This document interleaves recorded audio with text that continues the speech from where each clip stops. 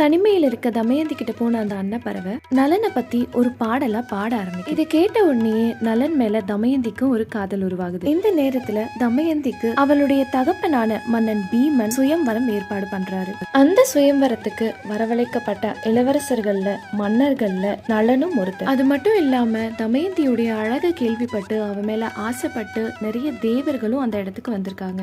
அப்படி வந்தவங்கள்ல சனி தேவரும் ஒருத்தர். அப்படி வந்த தேவர்களுக்கு தமயந்தி மனசுல நலன் மீது ஒரு காதல் இருக்கிறது தெரியும். அதனால எல்லா தேவர்களும் நலன் உருவத்திலேயே வராங்க. அந்த சுயம்வரத்துல கிட்டத்தட்ட 6 பேர் நலன மாதிரியே இருக்கிறாங்க. இதை பார்த்த தமயந்திக்கு ஒரு குழப்பம் உருவாகுது. இதுல உண்மையான நலனை எப்படி கண்டுபிடிக்கிறது அப்படின்னு யோசிச்சு பார்த்துட்டு இருக்கும் போது தேவர்கள் கண்ணிமைக்க மாட்டாங்க அப்படிங்கிற ஞாபகம் அவளுக்கு வருது. அதுல பார்க்கும்போது 5 பேர் கண்ணிமைக்காம உட்கார்ந்துருப்பாங்க.